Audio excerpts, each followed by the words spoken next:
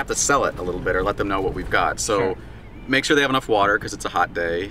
Clothes, make sure they take a sandwich. If we have enough left over, we'll give them a second sandwich for later so they've got something for the afternoon. We'll ask people if they have any cuts, if they need any first aid. We've got a first aid kit and a giant first aid duffel bag full of stuff that we can give them. So we just ask them what they need help with. And then finally, resources. You know, we've got resources on jobs and housing and counseling and STD clinics and healthcare and, you know, a lot of things to take care of them. So if we can start a dialogue with them, you know, the sitting down and eating lunch with us with the sandwich is a way to get them to break the ice so we can sit down and talk with them about what we have to offer.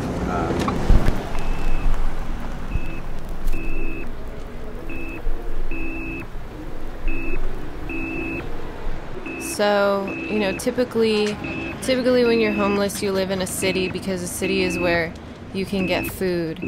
Usually, you know, people would we'd get up in the morning and go score a beer because everybody was drinking, you know. And I wasn't really a big drinker, but I just went along with it and get up and start trolling around and, you know, looking for food. Usually find a good dumpster depending on where you were. Usually, I mean, we'd hang out in groups, like there was always groups of people.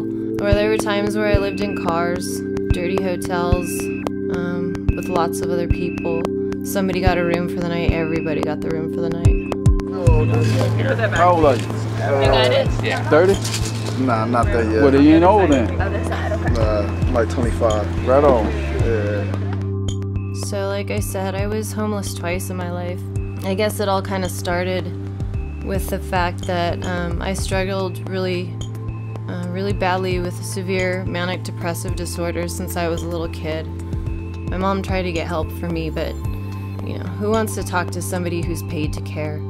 Things just got bad, and you try to find a way to fix yourself, and so you know, you don't really find anybody that understands. And I just found people that I really identified with, and you know, I didn't know back then how bad some drugs could be, and I started doing drugs, and I got into methamphetamines when I was 16 because I just didn't know any better. So, you know, our primary mission is just showing, you know, grace, hope, and love to folks in the street. So just your presence, being there, talking, showing that you care, that's kind of the start of what we're all about, right? But there's more. So, you know, we've got the supplies. We let folks help themselves. We got the bags if they want to. It's kind of like a CBS on wheels, you know, like take your bag, take what you need. Most of the kids that I knew out on the streets, they all came from some messed up situation that they just were running from. My friend Mitch, his father was really abusive. Like I said, my friend Reagan, her mom committed suicide. Her uncle's weird.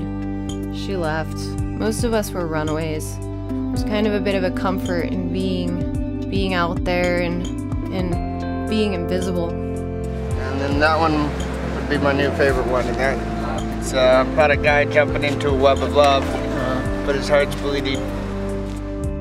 If you've been damaged by people you thought were supposed to love you, you can hide.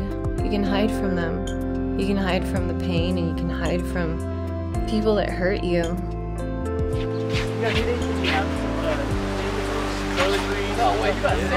Yes, sir. Where?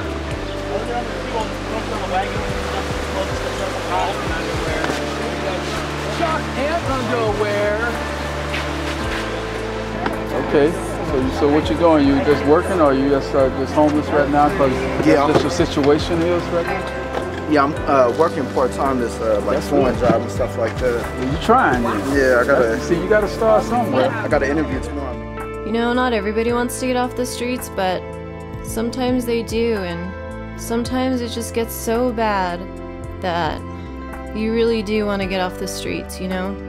I just got out of the hospital. For what? A man almost beat me to death. I was completely swollen shot. My lips were out to here. When people start dying and people start fighting, you want to get off the streets.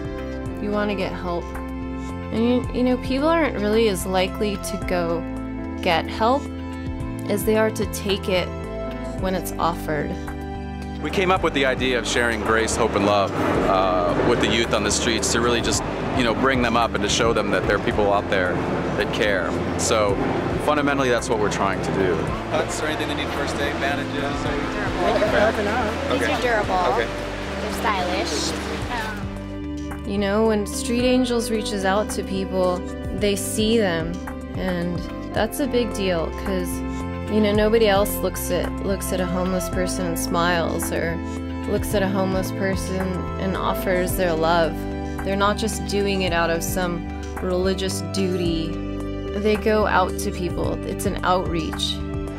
Coming out here, it may be just a temporary help. We may be feeding them and stopping that rumbling in their stomach for a day, We may be getting them the toiletries to help them stay clean and fresh for a little while. You need to show them that we're here consistently, that we care, and then we find out what we can do for them and get them into a program that can ultimately get them off the street. Like I said, people won't go to seek help, but they might take it if it's offered to them. And if it's offered to them over and over and over again, they might actually take that opportunity. They might see that sincerity and actually believe in it. And I think that's really unique to Street Angels, and I think it's really cool.